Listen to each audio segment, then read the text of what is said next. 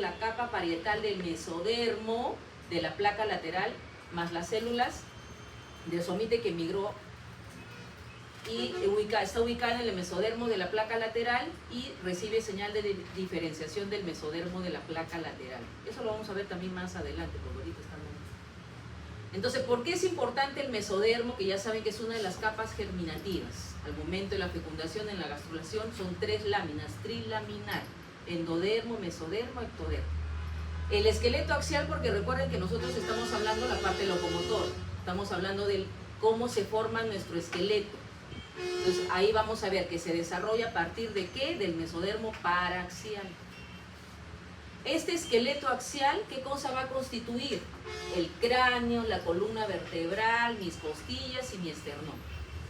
Este mesodermo paraxial va a constituir una serie segmentada de bloques tisulares a cada lado del tubo neural, conocidos como somitómeras, que son en la región de la cabeza, y las somitas, que está en la región caudal y occipital. Las somitas se van a diferenciar en 2 porciones: la ventromedial esclerotoma y la dorsolateral dermatomiotoma. ¿Por qué son importantes? Porque de ahí se van a originar músculos. Entonces, ¿el esqueleto axial de qué mesodermo se deriva? Del paraxial.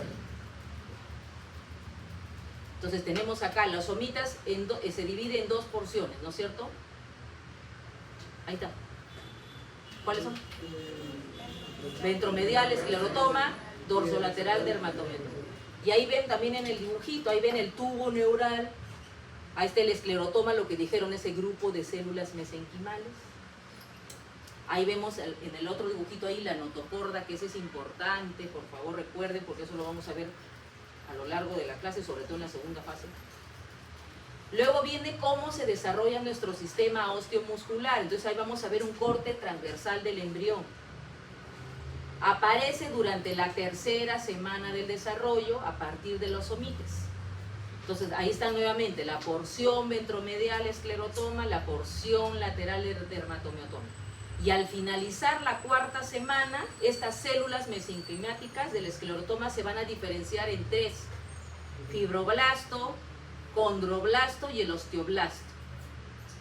Es importante porque el osteoblasto me da origen al hueso, ¿no es cierto?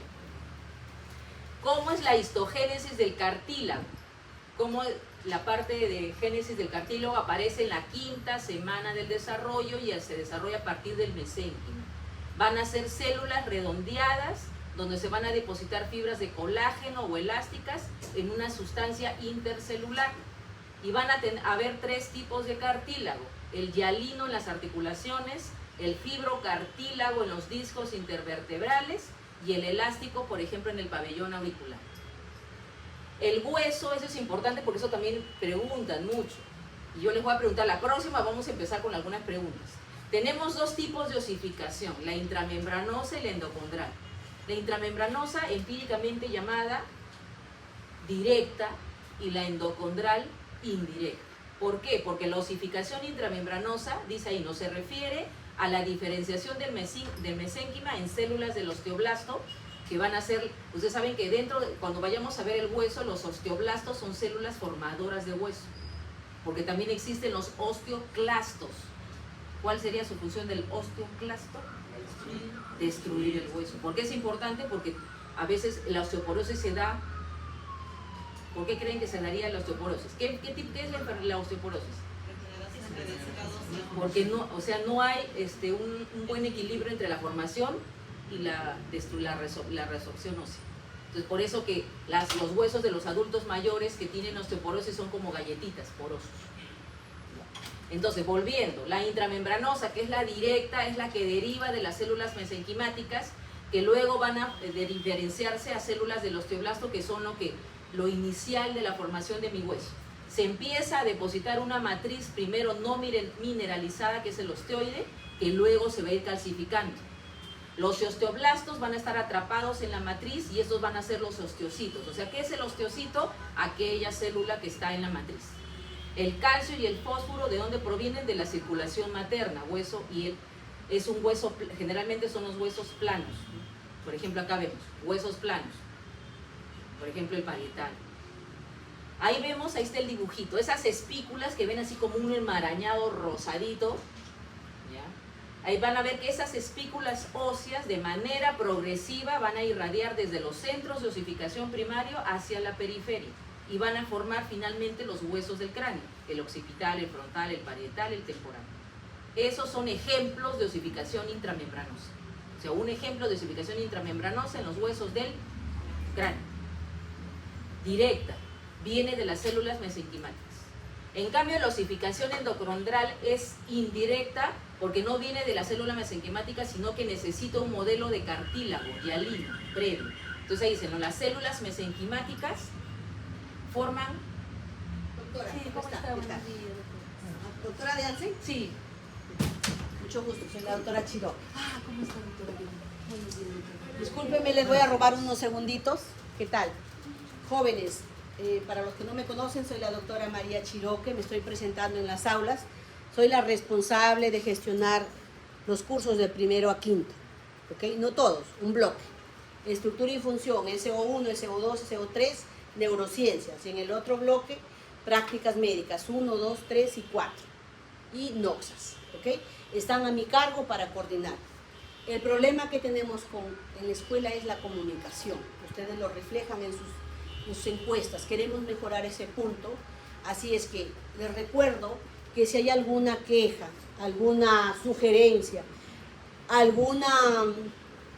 un reclamo, la primera persona que ustedes deben hacer llegar es a la docente de teoría, tanto de práctica como de teoría. Si está en sus manos de la doctora, lo solucionará. Si la doctora no lo va a solucionar porque no está en su capacitación, ¿a dónde van a pasar? Al coordinador del curso. ¿Quién es el coordinador en este curso? Doctor Jerónimo. El doctor Jerónimo. José Jerónimo, ¿ok? Jerónimo. Jerónimo Mesa. José.Jerónimo. Lo buscan en su sílabo, ahí está su correo, ¿ok? Si el doctor Jerónimo no lo soluciona, me toca a mí, como responsable del blog. Si yo no lo soluciono, le toca a la directora, a la coordinadora académica, que es la doctora Giovanni Rivera. Si no lo soluciona la doctora Rivera, le toca al director, que es el doctor Angulo, Miguel Angulo Cubre. Si no lo soluciona el doctor Miguel, le toca al decano, ¿correcto? ¿Qué hacen ustedes? De frente se van ¿a dónde? A experiencia estudiantil. Y el problema lo sacan fuera de la escuela, que se genera todo un trámite que tiene que hacer. Y cosas que podemos solucionarlo directamente entre nosotros. Yo voy a estar atendiendo presencialmente acá al fondo en una oficina que va a haber de medicina los días miércoles de 4:30 hasta las 6:30.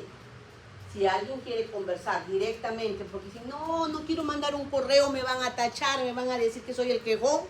Entonces, cuando quieren conversar directamente, me pueden buscar. Por favor, una recomendación más. No caigan en el pleaje, no caigan en el tema de sacar el celular, de ponerse el audífono, de sacarle la vuelta a su profesora. Por favor. Todos los ciclos se van a su casa, un montón de gente. Algunos con separación definitiva, otros con separación de un ciclo. Hemos tenido un caso grave de suplantación. Un alumno del 7º ciclo vino a dar examen por un alumno del 2º ciclo. No crean que la doctora no se va a dar cuenta de esos detalles. Los médicos tenemos memoria fotográfica y viéndoles en todas las clases nos vamos a acordar.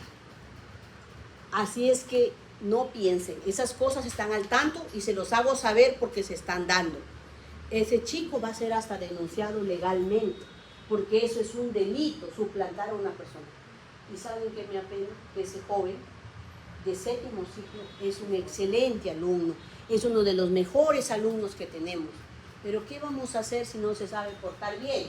Tiene que irse, no puede ser. De acá perderá sus 7 ciclos y se va a su casa, ¿correcto? Y el otro también, se van los dos. Por favor, no caigan en esos problemas. Prefiero que estén, aunque sea rasguñando, y decirle, doctora, deme una oportunidad, enséñeme, ayúdeme, deme. La doctora se los va a hacer saber, pero no caigan en esa puerta falsa, por favor, ¿ok? Ustedes ya están 2 años prácticamente, ya no son neófitos. Muchos de ustedes han sido mis alumnos, estoy reconociendo sus caras y me da gusto que están avanzando, ¿ok?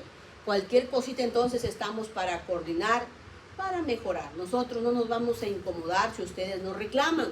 Es una oportunidad de ver la realidad desde su perspectiva, porque todo esto que está aquí, nada es improvisado. Esto se ha trabajado todo el verano por un equipo de docentes y están presentando tanto las guías como esto. Todo está publicado, ¿verdad? Desde el primer día hasta el último, en el Canvas, ¿sí? Es una mejora. Eso lo hemos hecho con tiempo, ¿correcto? Entonces, así vamos a ir mejorando cada ciclo. La idea es que ustedes también nos hagan saber, ¿ok? No les aburro más, sigan trabajando. Me da gusto que están haciendo una dinámica en plena clase teórica.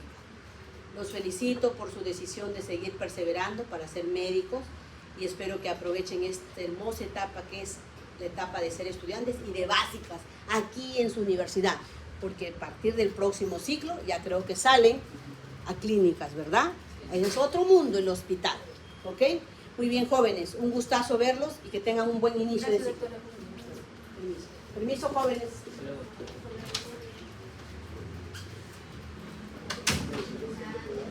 Ya chicos, a ver, retomando, a ver, preguntas. Lo que ha dicho sí la doctora sí es importante, porque les he dicho la comunicación es importante, podemos ayudarnos, por eso ahí en el PPT está mi correo, el delegado tiene mi teléfono, cualquier cosa nos comunicamos. Y sí, me faltó decir el nombre del coordinador del curso, el doctor José Luis Jerónimo. Si también quieren contactarse con él, también yo les doy el teléfono. Si por A por B también en el examen me faltó decir, ¿no? De repente yo en la mañana, yo dicto hoy día 3 grupos.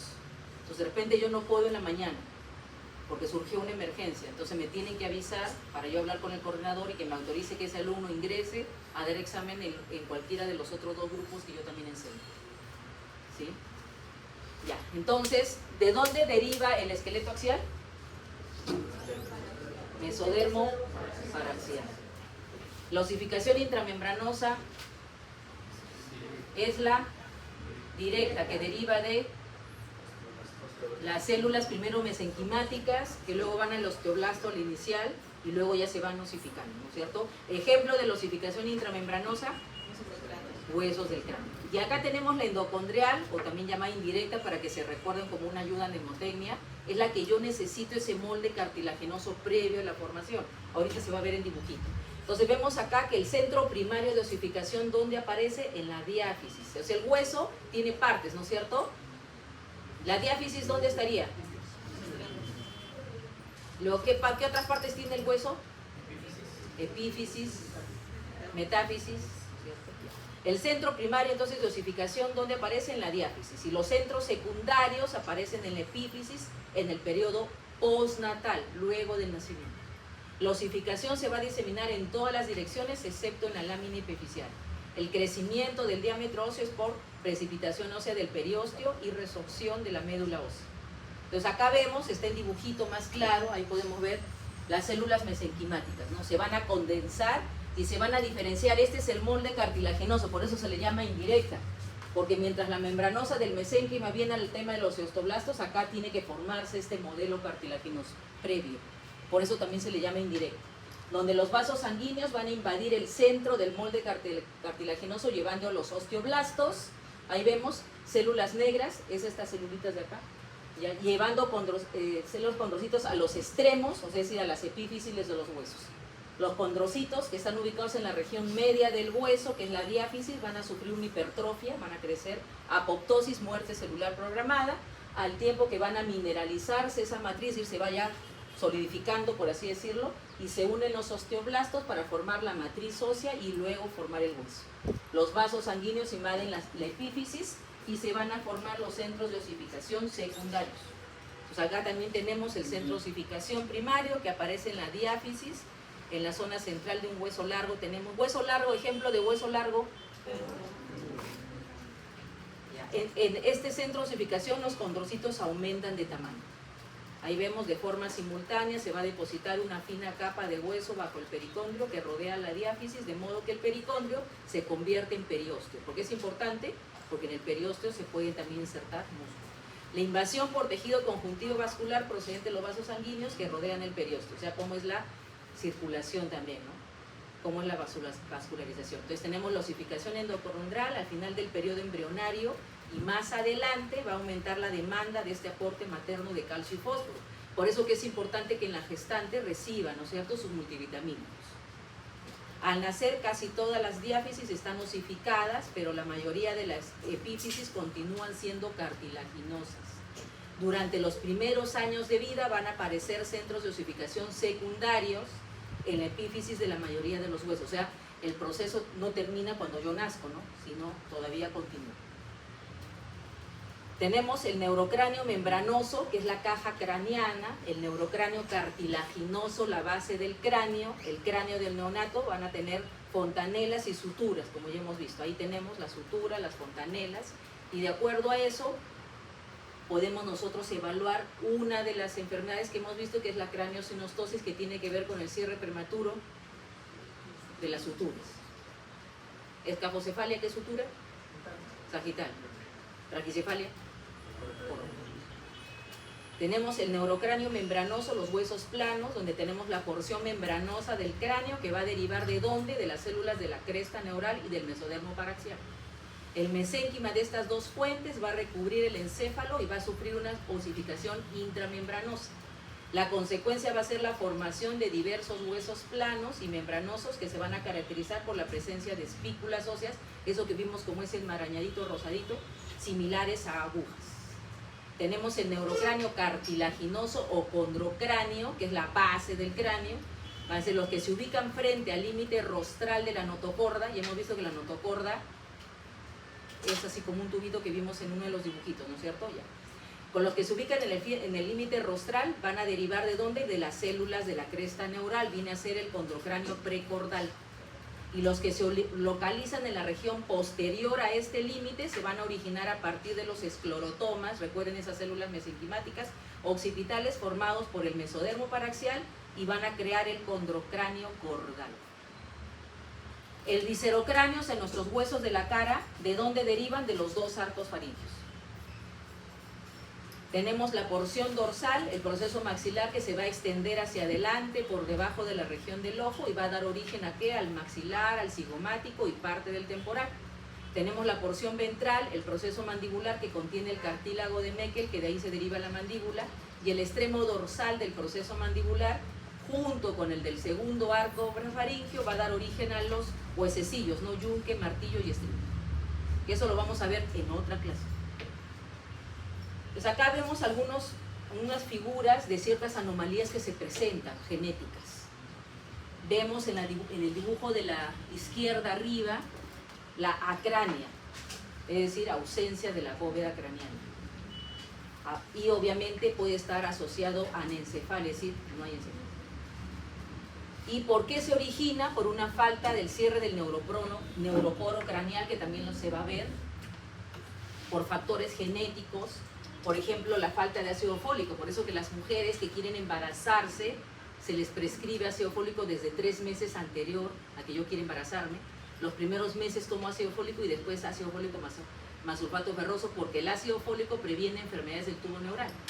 Por eso es importante, porque vemos que si no hay una predisposición a tener esas enfermedades y se junta con otros factores.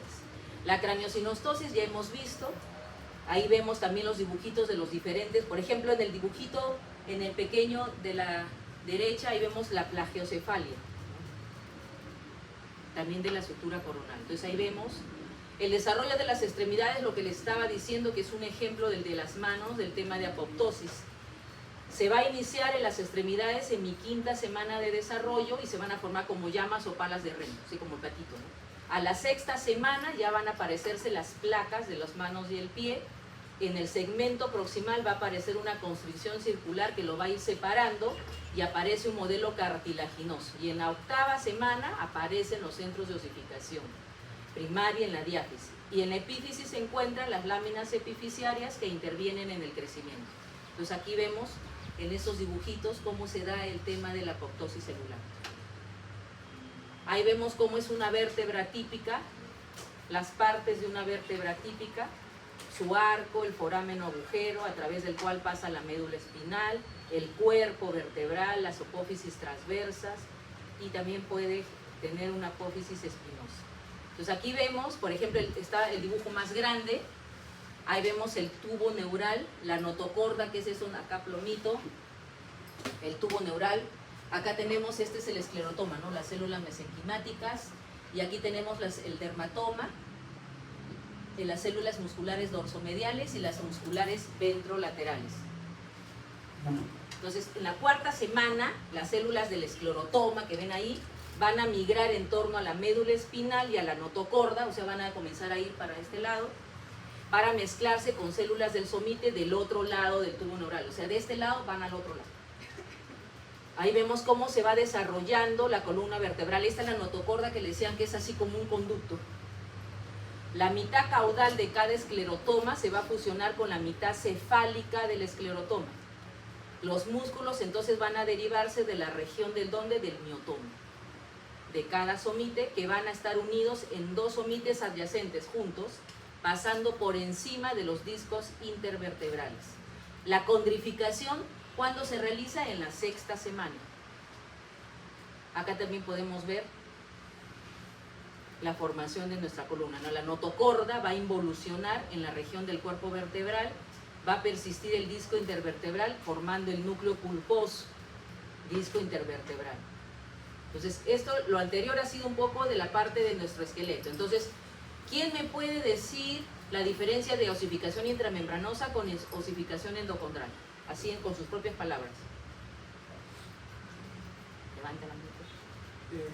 La intramembranosa más que todo consiste en la formación de hueso de manera directa con las células endocondrosas. Mesenquimáticas, primero. Ajá. Mientras que la endocondrial necesita una base de cartílago para formarse. Ajá, necesita un molde cartilaginoso, ¿no es cierto? Muy bien. Entonces, el sistema muscular, tenemos músculos en todo nuestro cuerpo, ¿no es cierto? Entonces, los músculos están obviamente asociados a tendones, porque ahí vamos a ver, ¿no? Más adelante, ahorita no lo veo. El tendón, por ejemplo, es esto de acá. Y esto va a unir al hueso. Ahí va a estar insertado el músculo. Obviamente el músculo, ¿por qué es importante? Porque me va a dar movimiento, porque protege, soporta. El tejido muscular, entonces, las células musculares pueden ser excitadas produciendo un potencial de acción que se transmite a lo largo de la membrana celular y van a tener un mecanismo contráctil, ¿no es cierto?, que es activado por un potencial. Los músculos pueden dividirse en esquelético, cardíaco y liso.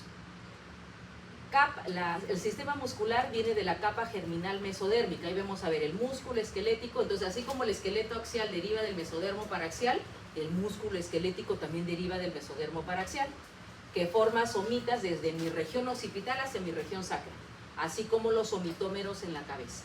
El músculo liso se va a diferenciar a través del mesodermo visceral. Entonces, el esquelético del mesodermo paraxial, el músculo liso se va a diferenciar a partir del mesodermo visceral o esplácnico, que rodea el intestino y sus derivados, y del ectodermo, que tiene que ver con los músculos pupilares, de las glándulas mamarias y sudoríparas. Y el músculo cardíaco, ¿de dónde deriva? También del mesodermo visceral o esplácnico que circunda el tubo cardíaco. Los músculos esqueléticos se van a originar entonces a partir del mesodermo paraxial, así como el esqueleto axial, y esto va a incluir las somitas, que van a dar origen ¿a qué? Al músculo del esqueleto axial, pared corporal y extremidades, y los somitómeros, que dan origen a los músculos de la cabeza. Entonces, los músculos de la cabeza derivan de los somitómeros, que a su vez derivan del mesodermo paraxial. En cambio, de las extremidades, del músculo esqueleto axial, de la pared corporal, de las somitas, del mesodermo paraxial. Entonces, ahí tenemos el músculo esquelético estriado. Ya hemos visto, se desarrolla a partir de 7 somitómeros que derivan del mesodermo paraxial. Los somitómeros van a pasar por un proceso de epitelización, que luego van a dar origen incluso a células epiteliales. Luego tenemos la región ventral de cada somita, van a adquirir nuevas características y van a generar lo que es el esclerotoma, que ya se vio que son las células mesenquimáticas, constituido por células formadoras de hueso, que finalmente van a dar origen ¿a qué? A las vértebras y costillas. Entonces ahí, por ejemplo, en el dibujo, ese dibujo ya es clásico a lo largo de la clase, tenemos las células progenitoras de los tejidos musculares, provienen de los bordes ventrolateral, ahí están en los bordes ventrolateral y el dorso medial, ¿no es cierto? Entonces tenemos de los ventrolateral y el dorso medial y del dermatoma prospectivo. Las células de ambas regiones van a contribuir a la formación del miotoma. Ahí vemos algunas, esos de los dominios que uno de los grupos tenía que hacer. Entonces ahí tenemos algunas células ventrolaterales van a migrar hacia la frontera somítica lateral, hacia la capa la parietal del mesodermo de la placa lateral, y van a tener dos dominios, los que ya hemos visto, el paraxial, que va a estar circundando el tubo neural y contiene únicamente células derivadas de los somites, no cruzan la frontera somítica. En cambio el abaxial sí cruza la frontera somítica. ¿Y por qué es importante este cuadro? Lo resumo. ¿Cómo es el origen de los músculos a partir de estos precursores abaxiales y primaxiales? Por ejemplo, a nivel de la región cervical, yo quiero saber mi músculo infrayoideo viene de precursores abaxiales. Los músculos, por ejemplo, escalenos, glenioyoideo, de los primaxiales, y así en las diferentes regiones. Los intercostales de los precursores primaxiales. Los pectoral mayor y menor de la región tóraco-abdominal de los abaxiales. Y acá también tenemos la parte, en el dibujito ahí está, ¿no? Rama primaria dorsal y rama primaria ventral. Entonces en la rama primaria dorsal va a ser de los músculos epiaxiales de la espalda. Y la rama primaria ventral son los músculos hipaxiales de la pared corporal y extremidades. Aquí yo les agregué algunas características que ya lo pueden leer del músculo estriado esquelético, cómo son las fibras del cardíaco y del liso. Entonces acá también, eso también está en su diapositiva de su clase, cómo es la musculatura de la cabeza, van a derivar del mesodermo paraxial, somitómeros y somitas, incluida la musculatura de la lengua y los ojos, excepto el iris, porque el iris deriva del ectodermo. El ectodermo es otra de las capas germinativas, ¿no es cierto? Entonces, hablamos de somitómeros y somitas. Entonces van a ver acá, por ejemplo, el origen de músculos craneofaciales. Por ejemplo, mi músculo oblicuo superior deriva del somitómero 3 y está inervado por el cuarto par. Mi músculo, por ejemplo, para cerrar la mandíbula del somitómero 4 y está inervado por el quinto par, el trigémino. Y así sucesivamente. Luego tenemos cuál es la importancia de todo lo que hemos visto ahorita para nuestro sistema locomotor y su papel en el mecanismo de movimiento y protección. ¿Qué es el sistema locomotor humano? Ahí vamos a ver que es el conjunto de todas aquellas estructuras que van a estar organizadas con la finalidad de generar movimiento. Se me permite caminar, correr, movilizarme. El objetivo fundamental de este sistema es que el organismo pueda trasladarse de un sitio a otro, o sea, sin que yo me transforme, ¿no? ¿Y cuáles son los componentes anatómicos? Los huesos, porque tienen una función de palanca, los músculos, que es la parte motora, las articulaciones, que son los engranajes y bisagras, los ligamentos, que vienen a ser el refuerzo, y los tendones, que vienen a ser como los cables de unión. Entonces ahí vemos cómo son los tejidos de un sistema locomotor. Está formado por tejido conjuntivo, muscular y nervioso. Nervioso porque para que yo mueva un miembro, la orden viene de mi cerebro también, ¿no? No solamente la parte muscular, sino que también tiene que estar indemne mi sistema nervioso. ¿Qué tipo de estructura conforma este sistema locomotor? El tejido conjuntivo de huesos, cartílagos, ligamentos, cápsulas articulares, los tendones. El muscular, el músculo esquelético, el nervioso, sistema nervioso central y periférico. ¿Cómo se organiza este sistema locomotor? El sistema locomotor tiene 3 subsistemas. El sistema esquelético, el hueso, el muscular y el nervioso. O sea, para que yo pueda funcionar bien en mi sistema locomotor, esos 3 subsistemas tienen que estar indemnes. El sistema esquelético está formado por 206 huesos que están formados en 2 grupos, axiales y apendiculares. El esqueleto axial derivado ¿de dónde? Levántese, chicos, levántese. Mesodermo paraxiano, ¿cierto? Está formado por el cráneo, columna vertebral, esternón y el esqueleto apendicular es el miembro superior y inferior. Este esqueleto axial se une al apendicular a través de dos cinturas, la cintura pélvica y la cintura escapular. Los huesos, que ya hemos visto las partes del hueso, ¿no es cierto? Son órganos rígidos de forma variada que van a presentar dos disposiciones, cortical y la esponjosa. Están cubiertos por una membrana externa, el periósteo, y en algunos casos puede haber una membrana interna, el endósteo. En algunas regiones puede estar cubierto por cartílago. Dentro de ellos va a tener un tejido que es la médula ósea. Cuando se vea van a ver que hay médula ósea roja y amarilla. Entonces ahí vemos cómo es la anatomía del hueso. Entonces ahí vemos también las formas de los huesos. Lo que hemos visto en una de las preguntas. Puede ser un hueso largo, huesos cortos, planos, irregulares, neumatizados que contienen aire. Ahí está. ¿Cuál es el ejemplo de un neumatizado? Ahí está en los dibujitos. El etmoides, ¿no? El sesamoidea es lo que les pregunté, porque la rótula es la articulación que hace polea. Entonces acá tenemos también lo que ya ustedes hablaron, cuáles son las partes del hueso largo. Entonces ahí vemos la médula ósea roja, donde está ubicada la ósea amarilla. En la metáfisis es donde se encuentra la parte de crecimiento, lo que nos hace que nosotros crezcamos, ¿no? Cuando van naciendo y van creciendo. ¿Cuáles son las funciones del hueso? El soporte estructural, protección, movimiento, la homeostasis mineral y la hematopoiesis, que es la médula ósea roja, y el almacén de energía a través de la médula ósea amarilla. Eso también es importante, a veces se pregunta, a veces hay preguntas cuando son los tipos de articulaciones. Entonces ahí vemos que hay tres tipos de articulaciones. Por su estructura anatómica puede ser fibrosa, cartilaginosa, sinovial. Por su movilidad puede ser diartrosis. ¿Qué significaría diartrosis? Así por ver el dibujito. Si es por su movilidad, la diartrosis, ¿qué significa? ¿Tiene movilidad? ¿No tiene? ¿Sí tiene? Tiene mucha movilidad. La anfiartrosis, poca. Y la sinartrosis no tiene movilidad.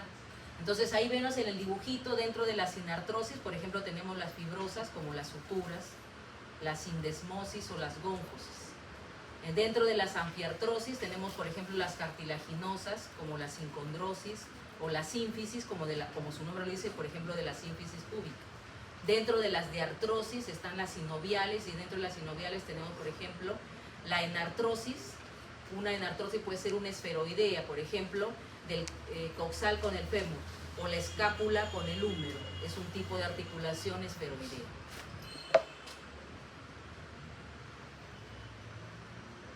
Entonces acá tenemos los tipos de articulación. Por el dibujito podemos ver. Cuando es sinovial, es decir que hay una cavidad entre ambos huesos. Sólida, donde no hay cavidad, y por lo tanto los huesos se van a mantener unidos por un tejido conjuntivo. Y tenemos también las articulaciones sinoviales, donde generalmente hay un cartílago hialino que cubre esta superficie articular. Va a presentar una cápsula articular con una membrana externa y una interna sinovial. Entonces acá tenemos cómo es una cavidad articular, ¿no? Ahí tenemos la membrana fibrosa, la cápsula. Eso es importante para la movilidad, ¿no? Las articulaciones sólidas van a estar unidas por un tejido fibroso o cartilaginoso, por lo tanto van a tener escaso movimiento. Entonces acá tenemos el sistema muscular, va a ser el conjunto de unidades anatómicas compuestas por un tejido muscular que tienen como característica la contracción frente a un impulso eléctrico. El tipo de tejido muscular predominante en nuestro sistema locomotor es el músculo estriado, cuyo movimiento es voluntario. Entonces el del esquelético es estriado y es voluntario. Entonces ahí tenemos, el músculo esquelético va a ser como un vientre, es un tejido muscular que está formado por varios filamentos y que como fascículos que al final se van a unir formando un tejido conjuntivo que une el vientre con la estructura ósea que se llama el tendón. Ahí vemos el tendón, que está unido al hueso, pero está formado por varios fascículos. ¿Cuáles son los tipos de músculos? Ahí tenemos los músculos largos o fusiformes. Por ejemplo, del músculo orbicular del ojo es un ejemplo de músculo circular. El deltoides, un músculo multipeniforme. El pectoral mayor, un ejemplo de un músculo triangular. El músculo recto del abdomen, un ejemplo de un músculo cuadrado. Si vamos a ver de la histología, es decir, de la microestructura del aparato locomotor, ahí tenemos los dibujitos. ¿Cuáles son los tipos básicos de tejidos? El epitelial, conjuntivo, conectivo, muscular, nervioso. El conectivo conjuntivo va a servir de conexión entre los demás tejidos, va a brindar una función de relleno, soporte y defensa de los otros tejidos.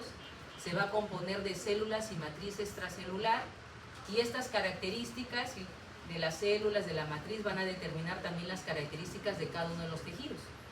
Las células pueden ser residentes o fijas, por ejemplo un fibroblasto, macrófago, adipocito son células fijas, y las transitorias van a ser por ejemplo linfocitos, neutrófilos, basófilos.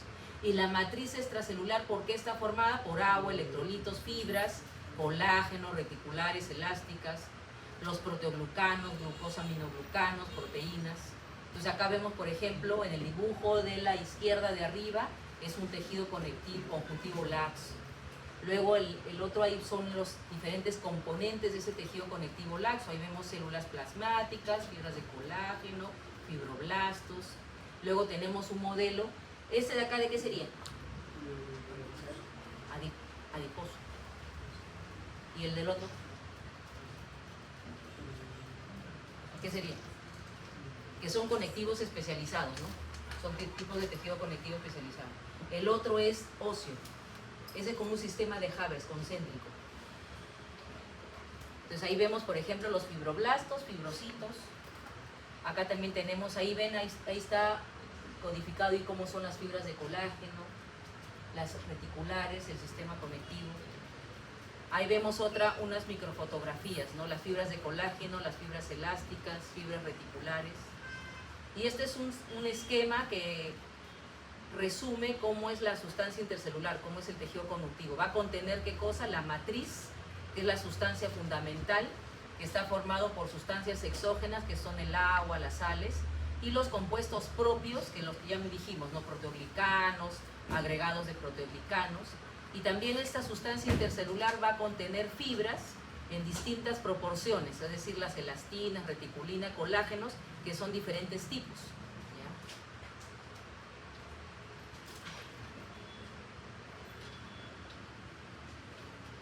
¿Ya? Acá no lo puedo abrir, pero en su clase es como un video de 9 minutos. Traten de escucharlo porque habla de eso también le va a servir para su práctica, tipos de colágeno, porque a veces viene esa pregunta. ¿Se puede abrir acá? ¿Tenemos tiempo? Si tenemos, lo vemos el video, ¿sí? Porque tenemos que hacer el caso. Acá está hablando síndrome de Marfan. ¿Quién ha escuchado el síndrome de Marfan?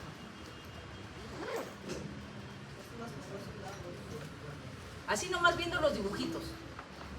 Largos. Miembros, ¿no es cierto? Largos. ¿Qué más? O sea, esas enfermedades tienen que ver con enfermedades que implican el sistema locomotor, el tejido conjuntivo, ¿no? ¿Qué otros órganos podrían estar comprometidos? ¿El síndrome de Marfan es congénito o no? El corazón, puede haber soplos, también pueden haber escoliosis, cuadros de escoliosis, que es lo que hemos visto. El síndrome de Ehlers-Danlos, así viene el dibujito, la hiperelasticidad del tejido conjuntivo, de los miembros. ¿Han visto cómo la osteogénesis imperfecta? Viendo ahí el dibujito, congénito, ¿no es cierto? Tiene que ver con sistema conjuntivo, la producción de colágeno que no se da. Son diferentes tipos. Afortunadamente el caso del señor es uno de los menos comunes. El más frecuente no da tantas alteraciones del crecimiento, pero en el niño sí vemos, ¿no? Talla baja. Puede haber también alteraciones en otros órganos y sistemas. Entonces, los tipos de tejido conectivos o conjuntivos tenemos el embrionario, el mesénquima, mucoso, del cordón umbilical, el propiamente dicho, que es laxo y denso, y el especializado, lo que hemos visto, por ejemplo, el óseo, el cartilaginoso, el hematopoyético, el adiposo, que vimos esa foto. Entonces, puede ser propiamente dicho, embrionario y especializado. El tejido conjuntivo laxo, ¿cuáles son sus características? Muchas células, mucha sustancia fundamental, mucho líquido extracelular, pero pocas fibras. Por ejemplo, las membranas mucosas, membrana sinovial, son la primera línea de defensa de los microorganismos. En cambio, el conjuntivo denso, regular o modelado, pocas células, poca sustancia fundamental, poco líquido extracelular, pero muchas fibras. El otro es pocas fibras, pero tiene muchas células, mucha sustancia y mucho líquido, y este de acá, el conjuntivo denso, tiene pocas células, poca sustancia, poco líquido, pero muchas fibras. Ejemplo del denso es los tendones, ligamentos, y tiene mayor resistencia, por eso que es denso. El denso irregular, porque el anterior es el regular, el irregular es pocas células, poca sustancia, poco líquido, muchas fibras también, pero está ubicado, por ejemplo, en la dermis. Del especializado que hemos visto es el óseo, el cartilaginoso. El óseo es un tipo de tejido conectivo caracterizado por una matriz mineralizada, la cual le va a brindar esta dureza necesaria para cumplir su función. Y esta matriz va a estar formado ¿de qué? De fosfato del calcio en forma de cristales de hidroxiapatita. Entonces ahí vemos eso que vimos en el dibujo. ¿Se acuerdan en el tejido que eran esos concéntricos, que es el sistema de Haber? Es una estructura semejante a una esponja rígida con espacios grandes denominados lagunas y donde se encuentran las células comunicados entre sí por conductos o canalículos.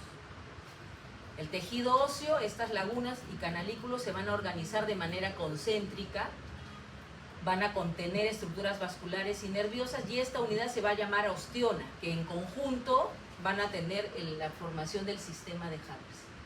O sea, varias osteonas, el sistema de Haber. Luego tenemos el tipo de células del tejido óseo. Tenemos las células osteoprogenitoras, que son las células madres que tienen la capacidad de transformarse en osteoblastos. El osteoblasto, que ya ustedes han visto, que es la formadora de la capacidad de formar la matriz ósea. El osteocito, que es la célula que está en la matriz ósea. Las células de revestimiento óseo, que también son las que derivan del osteoblasto, tapizan la superficie externa, que es el periósteo, y la interna, que es el endosteo, tiene una función metabólica y nutricia. Y el osteoclasto, que son las encargadas de la resorción ósea, o sea, de lo contrario, la formación ósea. Y son derivados de las células progenitoras hematopoyéticas. ¿Por qué es importante? Porque los osteoblastos, osteocitos, derivan de las células mesenquimales, ¿no es cierto? Y los osteoclastos derivan de las células hematopoyéticas. Esa es la diferencia. El osteoclasto no deriva de las células mesenquimales, sino de las células hematopoyéticas. Por eso que ahí está. Y los osteoblastos, el osteocito, sí deriva de las células mesenquimáticas. Entonces acá vemos cómo es la resorción, el bone turnover. O sea, tiene que haber un equilibrio entre mi formación y mi resorción. Se supone que cuando el niño va creciendo, más es la formación, ¿no es cierto? En cambio, cuando ya llega a la adultez mayor, más es la resorción, porque ya no es que voy a seguir creciendo. La matriz extracelular del tejido óseo entonces está formado por cristales de hidroxiapatita, 99% de calcio, fósforo, magnesio, citratos, carbonatos. ¿Cuáles son los compuestos? Los glucosaminoglucanos, glucoproteínas adhesivas, factores de crecimiento y citocinas, y las fibras de colágeno, mayoritariamente 1 y también 5. Entonces ahí vemos cómo es la microestructura del hueso, un hueso sano. La matriz, la osteoporosis, lo que les estaba diciendo, que se da por una alteración en el equilibrio entre la formación y la resorción. Entonces se pone como galletita. Por eso que un adulto mayor con osteoporosis, un simple golpe es una fractura, porque ese hueso ya está osteoporótico, no está como un hueso normal de una persona joven, sin osteoporosis. La hormona de crecimiento estimula la diferenciación de mis células madre en células osteoprogenitoras. Es decir, por ejemplo, acá vemos, ¿no? La hormona de crecimiento va a estimular la diferenciación de las células madres, y si hay un aumento desproporcionado en esta hormona de crecimiento, por ejemplo, ahí vemos en esa foto un caso de acromegalia, aumento de la hormona de crecimiento. Y acá tenemos, por ejemplo, el raquitismo, cuando hay alteración en la matriz extracelular, porque el raquitismo que se da por deficiencia del calcio y de la vitamina D. Entonces ahí vemos una niña con raquitismo y vemos los huesitos encorvaditos. Entonces el raquitismo es una enfermedad infantil por deficiencia de vitamina D. Hay una alteraciones en la osificación de las membranas, de las placas, cartilaginosas epifisiarias, que no se van a mineralizar.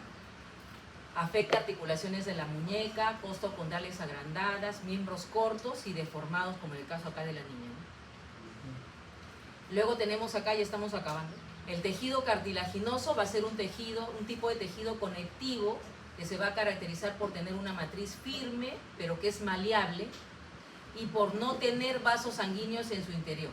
O sea, sí, perdón. En la matriz hay espacios como lagunas, que son los condroplastos, donde se van a ubicar las células, que son los condrocitos. Al no ser vascularizado, la supervivencia de este tejido va a depender de la difusión de nutrientes desde vasos que rodean el tejido. Entonces el cartilaginoso no tiene vasos sanguíneos en su interior. Este tejido cartilaginoso, su matriz va a estar conformada por ¿qué? Glucoproteínas, proteoglicanos, colágeno y casi 80% de agua. Sus células son los condroblastos, condrocitos. Entonces acá tenemos las células, el condroblasto, que está en los bordes junto al pericondrio, el condrocito, que está en las lagunas dentro de la matriz del condroplasto. Acá tenemos, por ejemplo, cartílago a nivel nasal, ¿no? A nivel condral o costocondral, las ubicaciones de donde encontramos cartílago. Los tipos de tejido cartilaginoso son hialino, ahí vemos la histología, elástico y fibroso, cómo se ve. Porque es importante, por ejemplo, el tipo de cartílago hialino está caracterizado más por un colágeno tipo 2, se encuentra en el pericondrio en la mayor parte de los sitios, a excepción de cartílagos, articulaciones y epífisis, y se localiza en articulaciones, en extremos articulares de huesos largos, nariz, laringe, tráquea, bronquios. El tipo de cartílago elástico también tiene formado por colágeno 2, tiene pericondrio y está localizado, por ejemplo, el cartílago del pabellón auricular, paredes del conducto auditivo, trompa de Eustaquio. Y luego el fibrocartílago, si es colágeno tipo 1, no tiene pericondrio y está localizado, por ejemplo, en los discos intervertebrales o la sínfisis pública. Entonces hemos hecho así un repaso que igual vamos a hacer preguntas en la próxima clase. A ver, ¿de dónde derivan los huesos de mi cara? ¿Qué es el viscerocráneo? ¿De dónde es?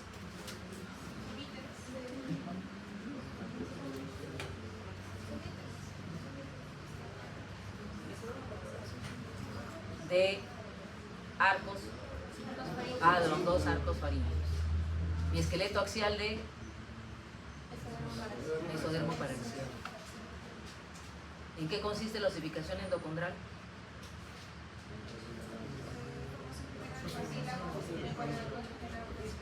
Tiene que haber un molde cartílago. Siempre, no se olviden de eso.